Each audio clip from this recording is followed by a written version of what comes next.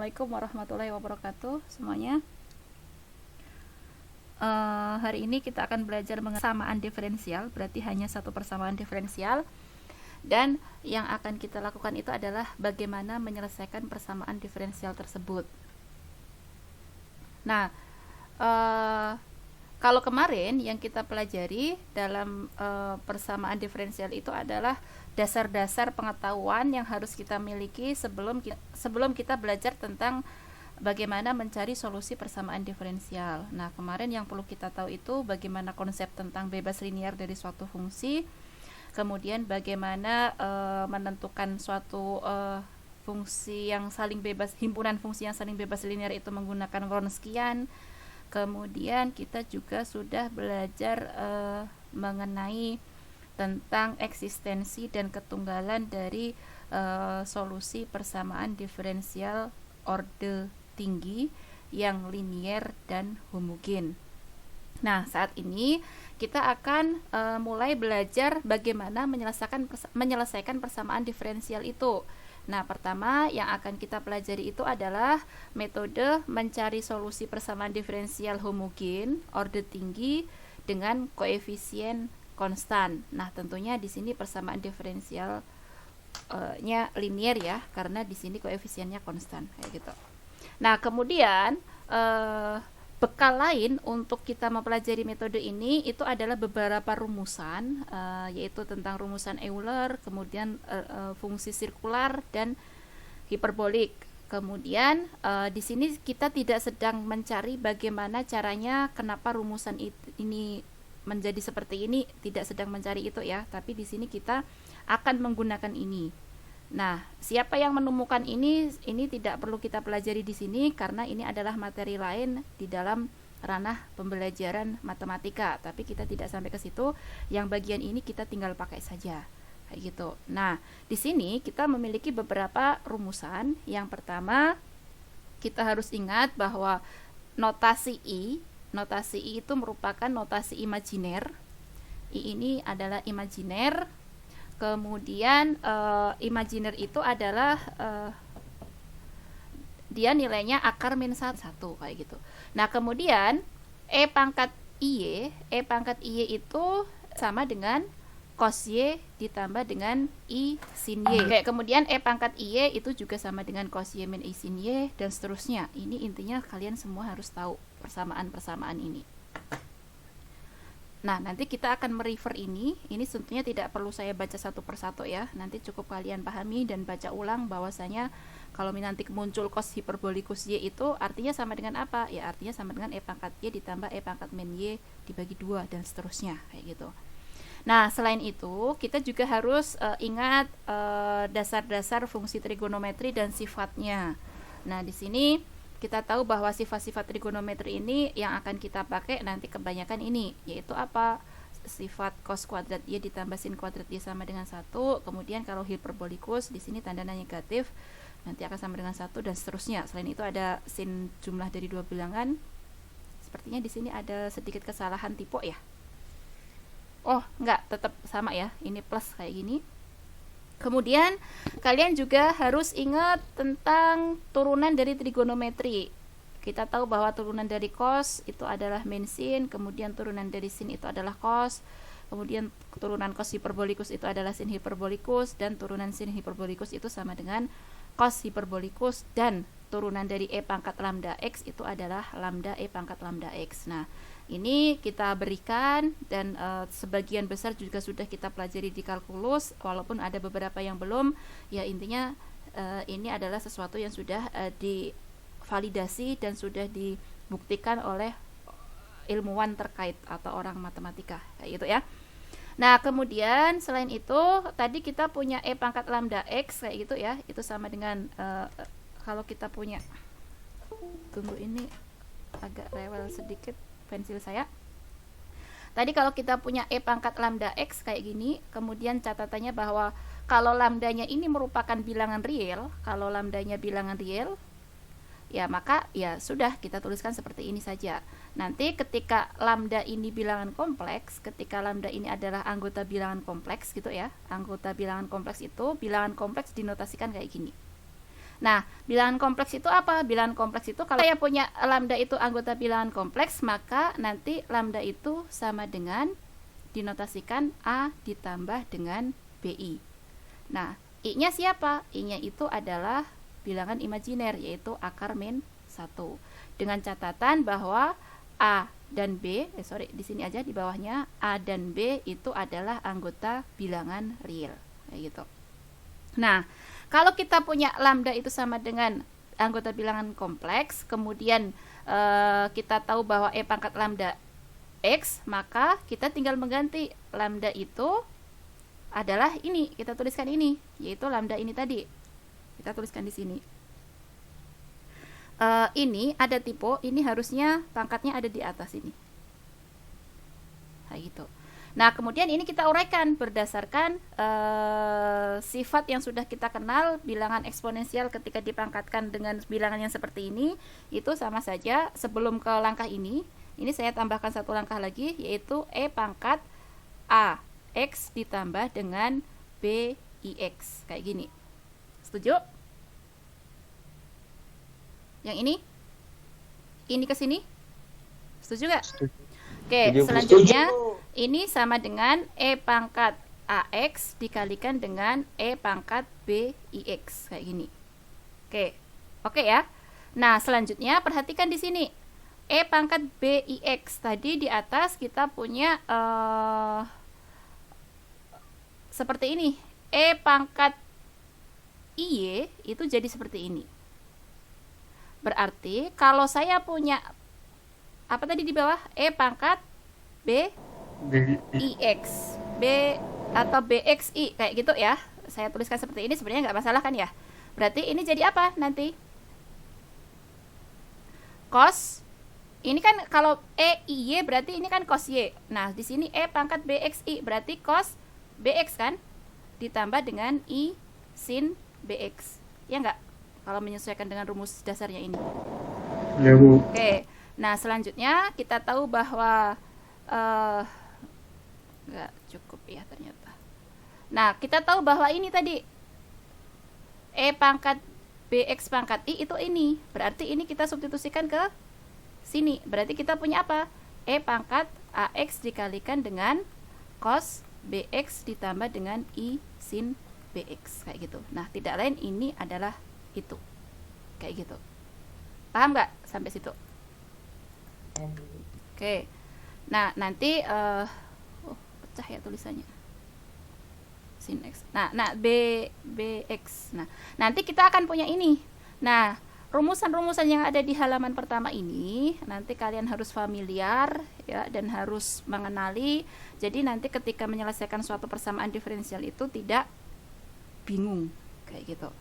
Oke, sampai sini apakah ada yang mau ditanyakan?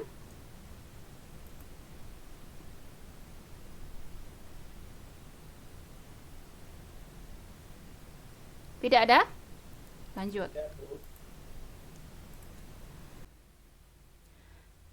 Ya, pada bagian ini kita akan mempelajari suatu metode untuk menyelesaikan persamaan diferensial homogen dengan koefisien konstan.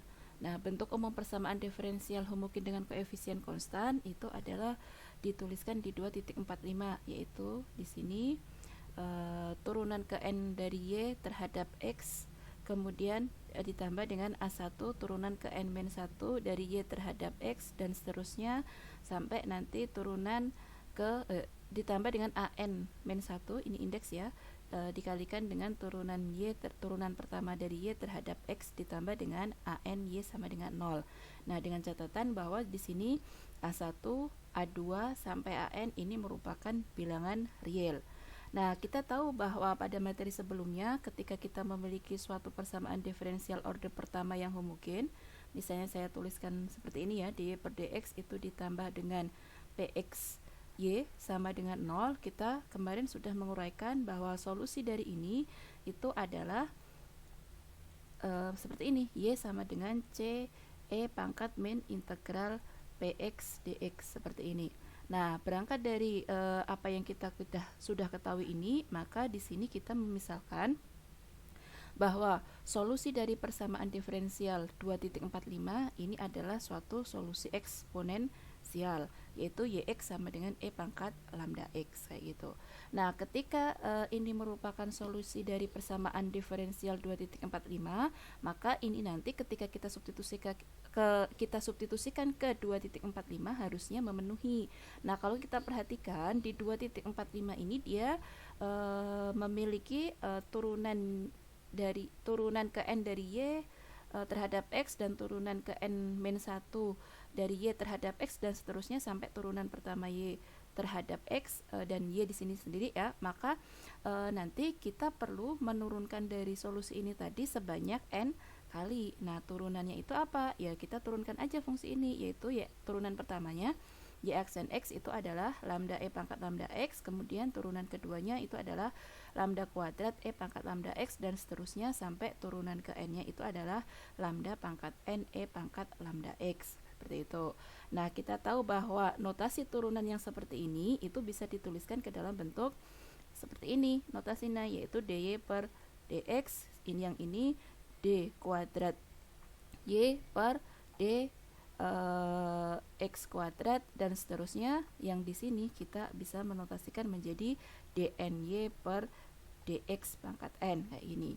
Nah, kemudian ketika kita sudah dapat ini, kita substitusikan kembali ke 2.45, maka harusnya terpenuhi. Artinya apa? Artinya di sini kita mensubstitusikan d turunan ke n dari y terhadap xn itu adalah ini. Maka dari 2.45 kita akan peroleh yaitu lambda pangkat n e pangkat lambda x ditambah dengan a1 yang ini turunan ke n-1 dari y terhadap x itu ya. Berarti ya nanti menyesuaikan, pasti di sini nanti kita akan memiliki dn-1y per dx pangkat n-1 ini sama saja dengan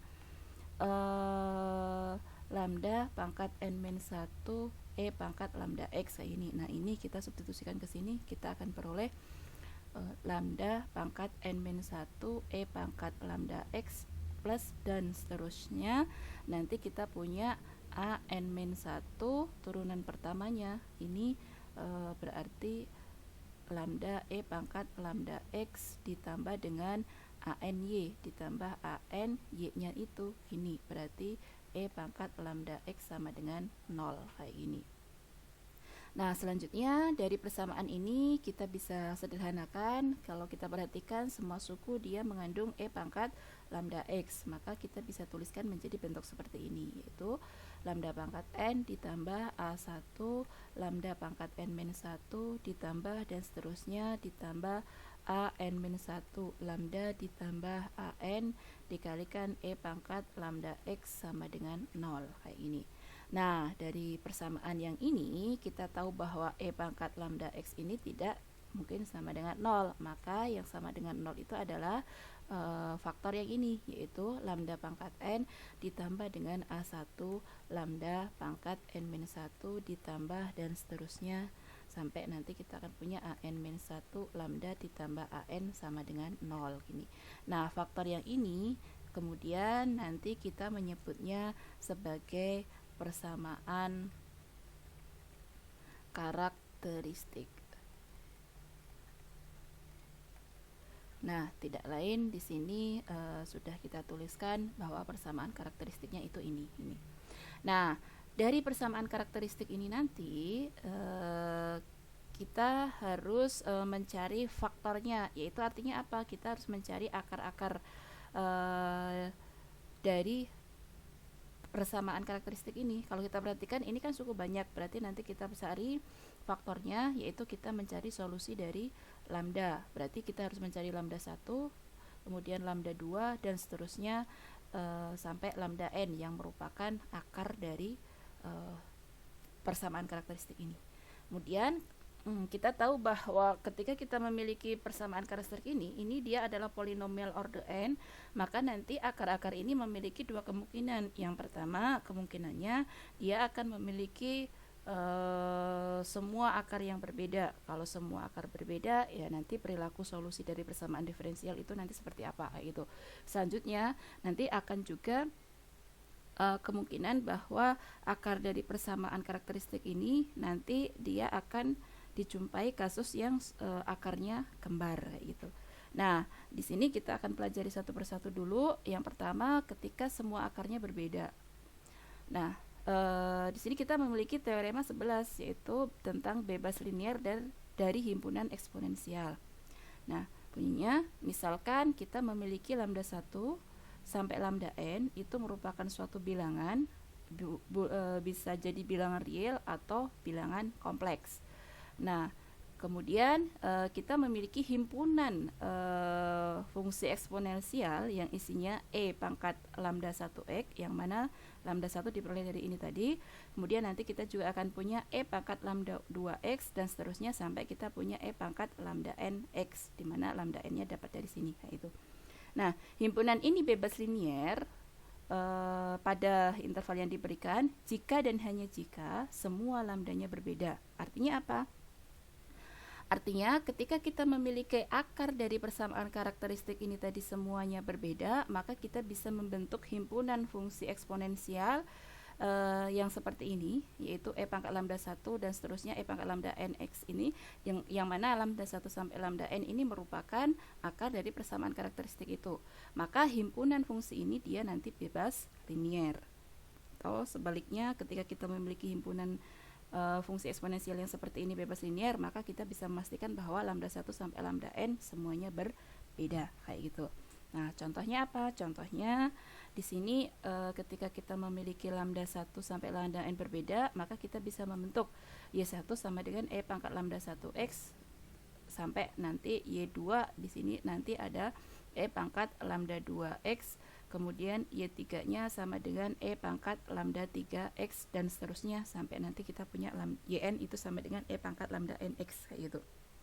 Nah, y1, y2, y3 sampai yn ini merupakan solusi dari persamaan diferensial homogen. Dengan demikian nanti gini, karena kita memiliki ini tadi semuanya berbeda, maka nanti kita bisa memperoleh himpunan fungsi eksponensial yaitu e pangkat lambda 1x, kemudian e pangkat lambda 2x dan seterusnya sampai e pangkat lambda nx. Ini nanti semuanya ini akan bebas linier. Ini bebas linier kayak gitu. Ketika bebas linier maka kita bisa membentuk solusi umum, yaitu solusi umumnya ini, yaitu kombinasi linier dari solusi yang tadi, yaitu kombinasi linier dari y1 sampai yn, yaitu c1 y1. Ini solusi umumnya, yx itu sama dengan c1 y1 ditambah c2 y2 ditambah nanti sampai cn yn. Nah, tidak lain y1-nya tadi ini, berarti kita gantikan ke sini, y2-nya nanti menyesuaikan dan yn-nya nanti seperti itu, kayak gitu. Oke, seperti itu.